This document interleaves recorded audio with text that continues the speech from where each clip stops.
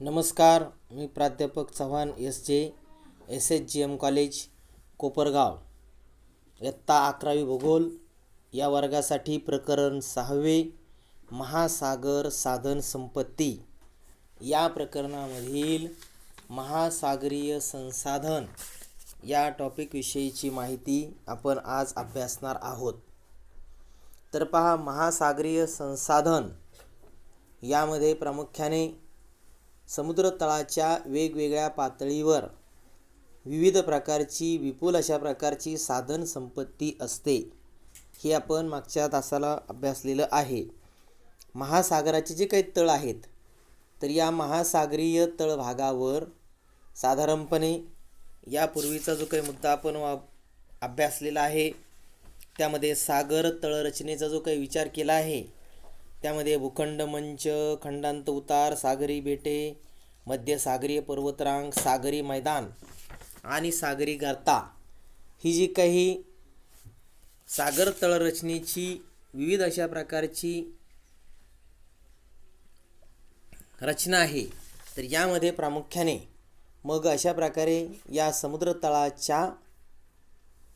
तळाशी किंवा समुद्र तळावर वेगवेगळ्या प्रकारची साधन संपत्ती जी काही आहे, तर ही साधन संपत्ती मोठ्या प्रमाणामध्ये आपल्याला आढळते.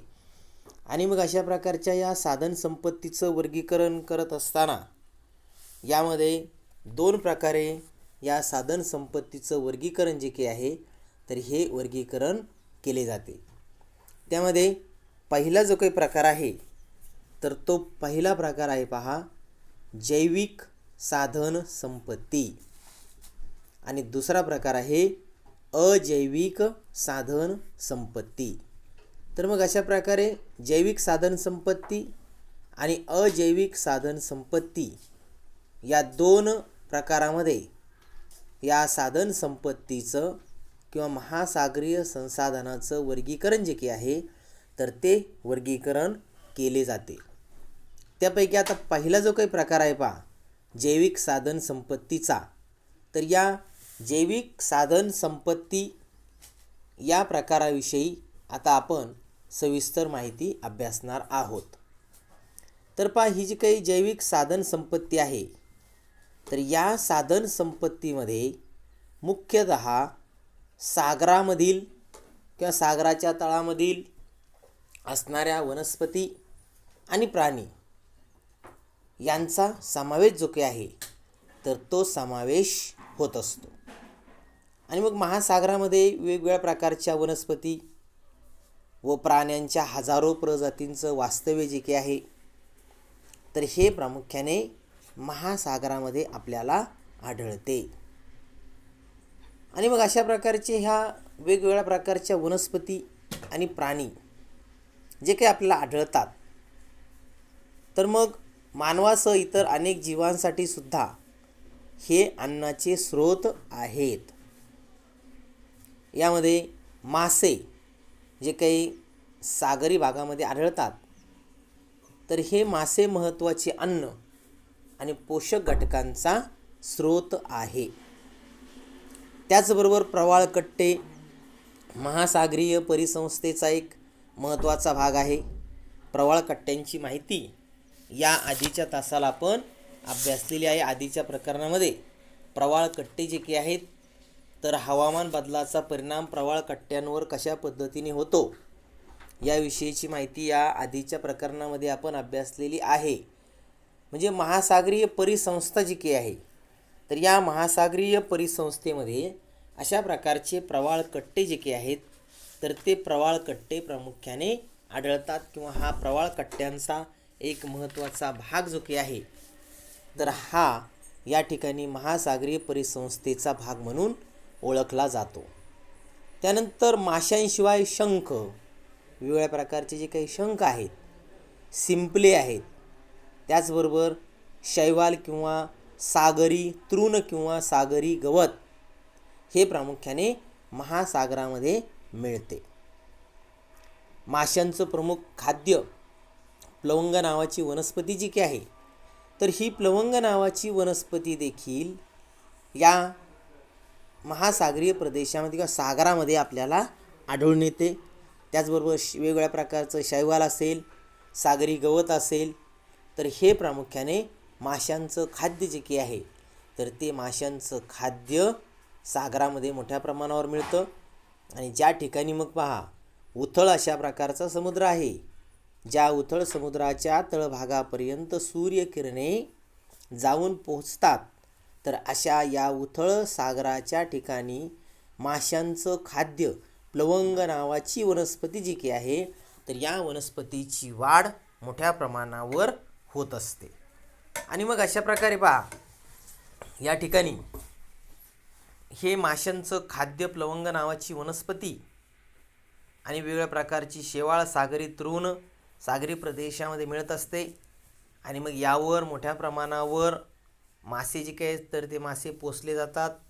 त्याचबरोबर अनेक सागरी प्राण्यांपासून आपल्याला तेल, कातडी, गोंद, पशुखाद्य आणि इतर उपयोगी उत्पादने जी काही आहेत, त्याचबरोबर औषध निर्मिती उद्योगामध्ये सागरी वनस्पतींव्यतिरिक्त मोती आणि प्रवाळ हे जे काही आहे, तर यांचा मोठ्या प्रमाणामध्ये वापर जो काही आहे, तर हा वापर होत असतो.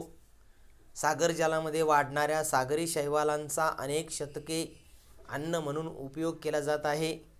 तसेच वेगवेगळ्या प्रकारच्या त्वचा रोगावर जी काही औषधं बनवली जातात, मलमं बनवली जातात, तर ही त्वचा संरक्षण मलमे आणि खतांसाठी वेगवेगळ्या प्रकारची जी काही खतं आहेत, तर या खत निर्मिती उद्योगामध्ये सागरी तृण किंवा सागरी गवताचा उपयोग जो काही आहे, तर हा उपयोग मोठ्या प्रमाणावर केला जातो.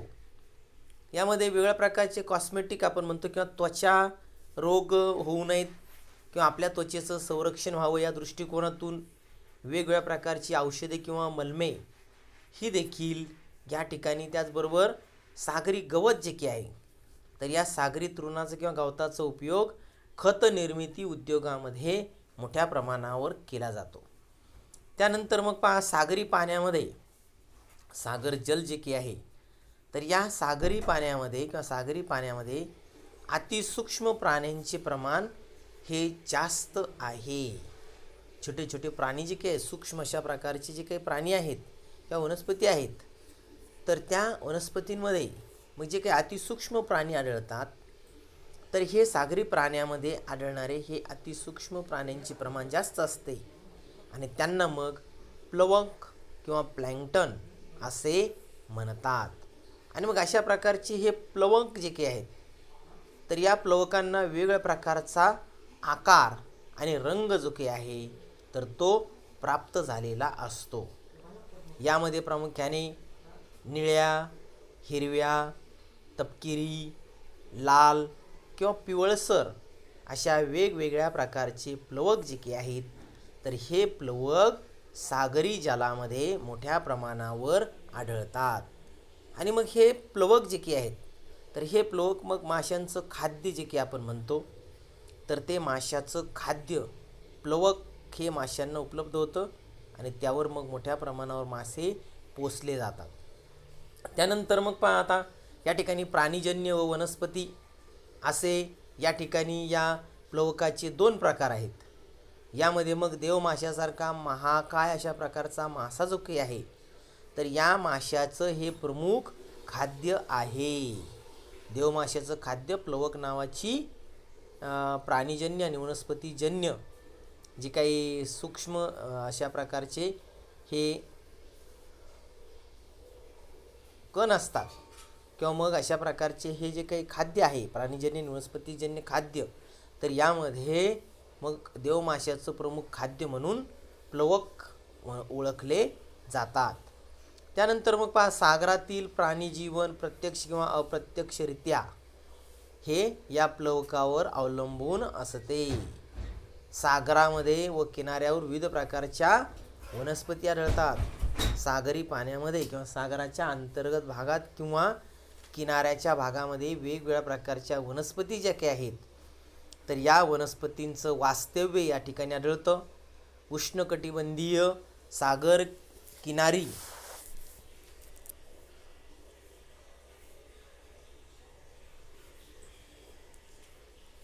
सागर किनाऱ्यावर या उष्णकटिबंधीय प्रदेशामध्ये खारफुटी वनस्पती ज्या काही आहेत, तर या खारफुटी वनस्पती मोठ्या प्रमाणामध्ये आढळतात. आणि मग या वनस्पतींचं सागर परिसंस्थेमध्ये अनन्य अशा प्रकारचं महत्त्व जे काही आहे, तर ते महत्त्व असलेलं आपल्याला आढळतं. आणि मग याचं कारण जे काही आहे पहा, तर या खारफुटी वनस्पतीचं प्रमाण जेव्हा या ठिकाणी मोठ्या प्रमाणात आढळतं, त्यावेळेला मग आपण या ठिकाणी असं म्हणू शकतो की सागर परिसंस्थेमध्ये या खारफुटी वनस्पतींचं महत्त्व जे काही आहे, तर हे महत्त्व अनन्यसाधारण आहे. त्याचं कारण पहा, या ठिकाणी खारफुटीच्या आश्रयाने अनेक सागरी जीव राहतात आणि मग त्यापासून या जीवांना अन्न हे मिळत असतं. आणि या सागरी जीवांच्या व्यतिरिक्त अन्य प्रजातींचे वास्तव्य खारफुटीच्या जंगलामध्ये आपल्याला आढळते. आणि मग खारफुटीच्या जंगलाची उदाहरणं जी काही आहेत, तर ही उदाहरणं अभ्यासत असताना सुंदरबनचा जो काही भाग आहे, तर या सुंदरबनच्या भागामध्ये सुंदरबनमध्ये वाघ हा प्राणी जो काही आहे, तर हा प्राणी या सुंदरबनच्या वनामध्ये किंवा या खारफुटीच्या जंगलामध्ये आढळतो. त्याचबरोबर मग पहा, खारफुटीच्या जंगलामधून इंधनासाठी आणि फर्निचर लाकूड जे काही आहे, फर्निचर कामासाठी, इमारत बांधकामासाठी मोठ्या प्रमाणावर लाकूड जे काही आहे, तर हे लाकूड उपलब्ध होत असते. तसेच मानवांसाठी इतर अनेक उपयोगी वस्तू ज्या काही आहेत, तर या वस्तू देखील या ठिकाणी या जंगलामधून उपलब्ध होत असतात. तर अशा पद्धतीने मग पहा, ही जी काही जैविक अशा प्रकारची साधन संपत्ती आहे, तर या जैविक साधन संपत्तीचं वर्गीकरण या ठिकाणी केलेलं आपल्याला आढळून येतं. आणि मग अशा पद्धतीने पहा, या ज्या काही जैविक वनस्पती आपण या ठिकाणी जैविक साधन संपत्ती जी काही आपण या ठिकाणी अभ्यासलेली आहे, तर या जैविक साधन संपत्तीचं किंवा या ठिकाणी सागर तळावर असणाऱ्या या साधन संपत्तीचं अशा प्रकारचं वर्गीकरण जे काही आहे, तर हे वर्गीकरण या ठिकाणी केलं जातं. त्यानंतर मग पहा, या महासागरीय संसाधनामधला दुसरा प्रकार जो काही आहे, तर तो दुसरा प्रकार आहे पहा, अजैविक साधन संपत्ती. आता पहा, अजैविक साधन संपत्तीमध्ये याचा अभ्यास करत असताना सर्वसाधारणपणे जगामधील महासागरामध्ये विपुल अशा प्रमाणामध्ये अजैविक साधन संपत्ती असून त्यांचं उत्खनन अंशतः झालेले आहे. आणि मग या अजैविक साधन संपत्तीमध्ये खनिजे ही मुख्य असून यातील सर्वत्र आढळणारं सोडियम क्लोराईड हे मीठ आहे. आणि मग सागर तळावर अनेक धातू व अधातू अशा प्रकारची खनिजे जी काही आहेत, तर ही सोडियम क्लोराईड बरोबरच अनेक प्रकारचे धातू आणि अधातू खनिजे जी काही आहेत, तर ही खनिजे सापडतात. याची जर उदाहरणं पाहायची ठरली, तर साधारणपणे पोटॅशियम हे मोठ्या प्रमाणामध्ये या अजैविक साधन संपत्तीमध्ये त्याचा समावेश होतो. आणि मग पोटॅशियम मोठ्या प्रमाणावर या ठिकाणी सागरी प्रदेशामध्ये आपल्याला आढळतं. त्याचबरोबर उष्णकटिबंधीय प्रदेशामध्ये असणारा जो काही महासागरीय प्रदेश आहे किंवा उष्णकटिबंधामध्ये असणारी जी काही महासागर आहेत, तर या महासागरांमध्ये चुनखडकाची निर्मिती जी काही आहे, तर ही चुनखडकाची निर्मिती त्याचबरोबर प्रवाळ व वनस्पतीद्वारे अवक्षेपित घटकापासून मोठ्या प्रमाणामध्ये होत असते. आता या ठिकाणी पहा, उष्णकटिबंधीय महासागरामध्ये चुनखडक निर्मितीची जी काही प्रक्रिया या ठिकाणी आढळते, तर त्या ठिकाणी मग या उष्णकटिबंधीय महासागरीय प्रदेशामध्ये असणारी प्रवाळ, त्याचबरोबर त्या ठिकाणी आढळणाऱ्या वेगवेगळ्या प्रकारच्या वनस्पतीद्वारे अवक्षेपित घटकापासून मोठ्या प्रमाणावर चुनखडकाची निर्मिती जी काही आहे, तर ही चुनखडकाची निर्मिती उष्णकटिबंधीय महासागरीय प्रदेशामध्ये होत असते.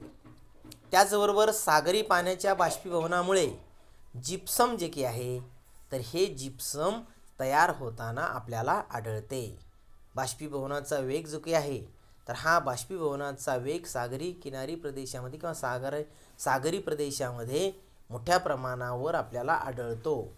आणि मग सागरी पाण्याचं जेव्हा बाष्पीभवन होतं त्यावेळेला मग जिप्सम जे की आहे तर हे जिप्सम मोठ्या प्रमाणावर त्या ठिकाणी तयार होतं.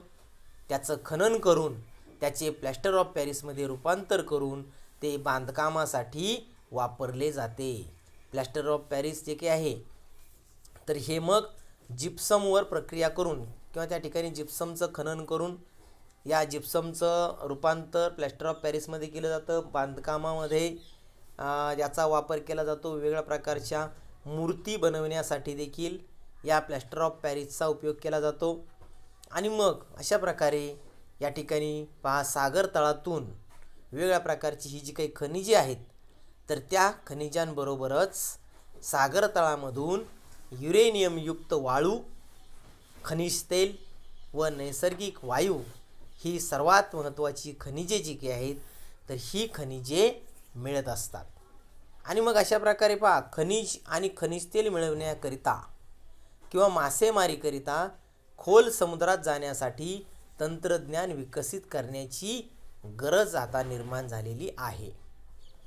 जैविक आणि अजैविक साधनसंपत्ती सागरातून मिळवताना पर्यावरणाचा समतोल राखला जाईल याकडेही आता लक्ष देणं गरजेचं आहे. मोठ्या प्रमाणावर मासेमारीचा व्यवसाय जो काही आहे तर हा मासेमारी व्यवसाय मोठ्या प्रमाणावर केला जातो.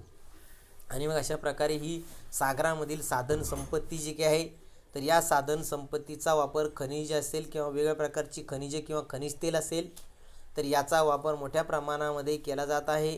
यामधून मग पर्यावरणाचा समतोल जो काय आहे तर तो ढासळला जाणार नाही याकडे आता अलीकडील काळामध्ये लक्ष देणं गरजेचं ठरलेलं आहे.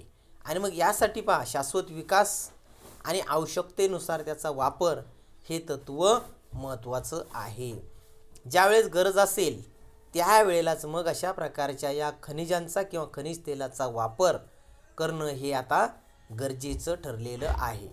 तर अशा प्रकारे मग या ठिकाणी पहा ही जी काही महासागरीय संसाधने आहेत जैविक आणि अजैविक अशा प्रकारची साधनसंपत्ती त्याविषयीची माहिती या ठिकाणी संपलेली आहे. आता मग अशा प्रकारे पहा ही जी काही वेगवेगळ्या प्रकारचे महासागर आपल्या सभोवताली आढळतात तर त्या महासागराचे इतर काही उपयोग जे काही आहेत तर हे उपयोग आता आपण या ठिकाणी अभ्यासणार आहोत. त्यामध्ये सर्वात पहिला उपयोग आहे पहा ऊर्जा निर्मिती किंवा ऊर्जा. तर या ऊर्जेमध्ये मग याचे पुन्हा दोन वेगवेगळे प्रकार केले जातात पहा. यामध्ये पहिला प्रकार आहे भरती ओटीची ऊर्जा आणि दुसरा आहे औष्णिक ऊर्जा.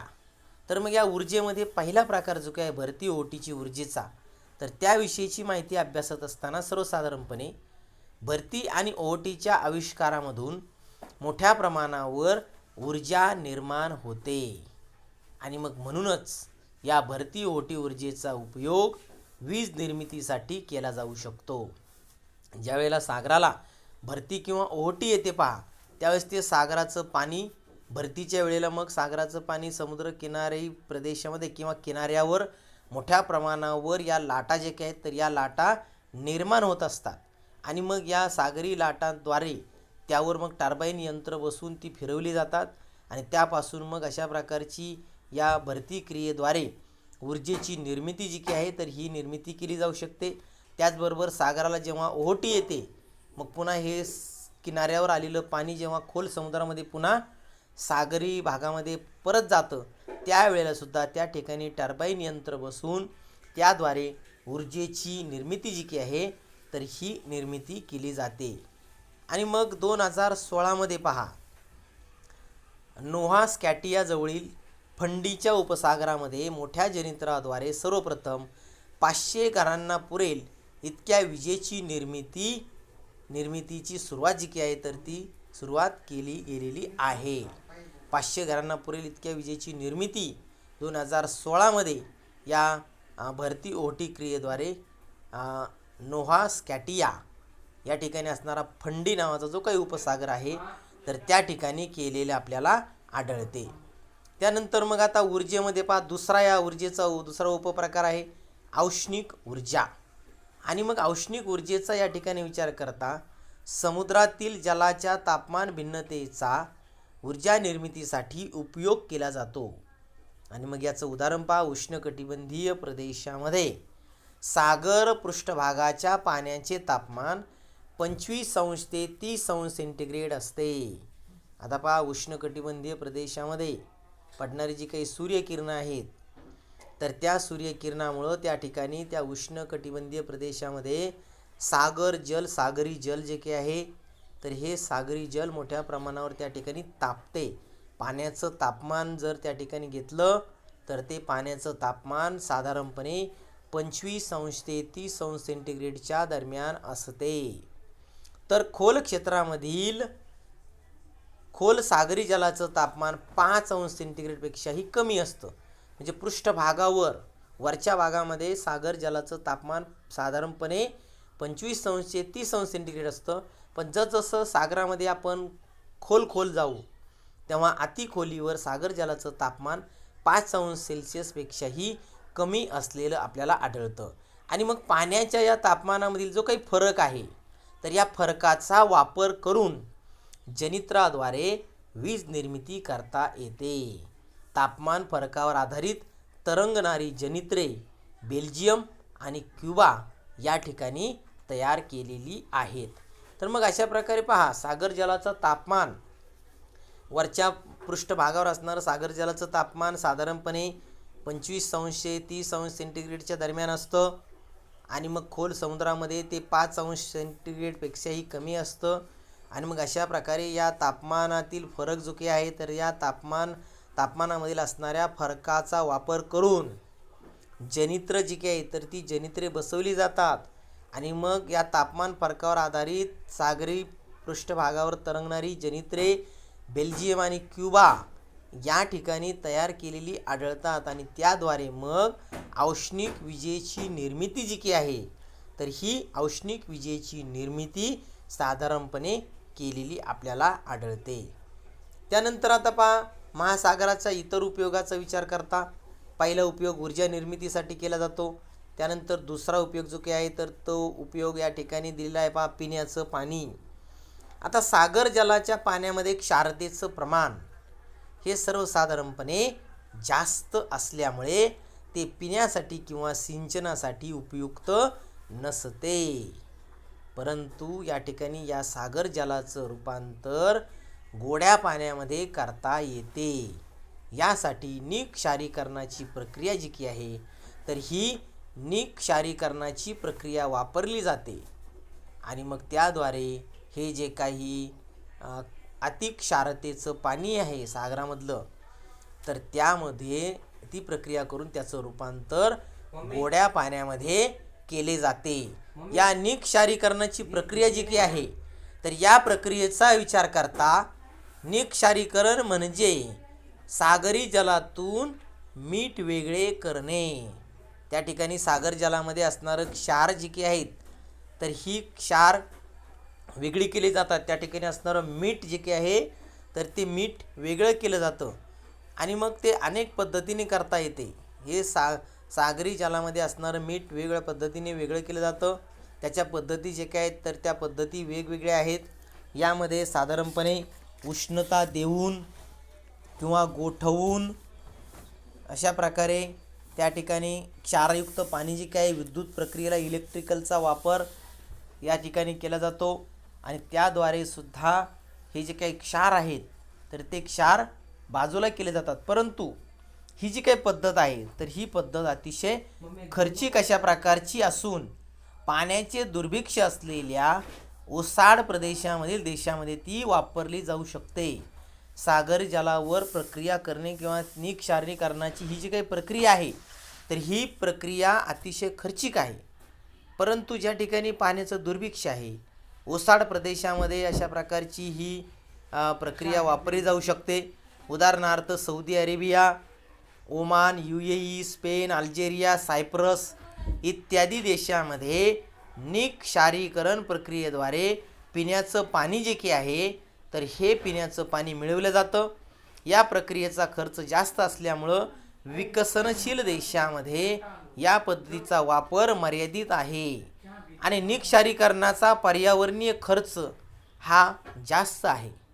निःक्षारीकरण यंत्रामध्ये सागरी जीव जसे की वनस्पती, सूक्ष्मजीव, लहान मासे, प्लवक खेचले जाऊन ते मरतात आणि यामुळे अन्न साखळी जी की आहे तर ही अन्न साखळी बिघडते. पण तरीसुद्धा ज्या देशामध्ये पिण्याच्या पाण्याचं दुर्भिक्ष्य आहे तर भविष्यामध्ये अशा अनेक देशामध्ये या पद्धतीचा उपयोग जो की आहे तर तो उपयोग केला जाऊ शकतो. त्यानंतर मग पहा, या महासागराच्या इतर उपयोगांचा विचार जो की आहे तर तो विचार आपण नंतरच्या तासाला करणार आहोत. इतर जे काही मुद्दे आहेत तर त्यामध्ये व्यापार आणि वाहतूक, सागरी पर्यटन हे जे काही मुद्दे आहेत तर त्या मुद्द्यांचा विचार आपण नंतरच्या तासाला करूया. ठीक आहे, ओके.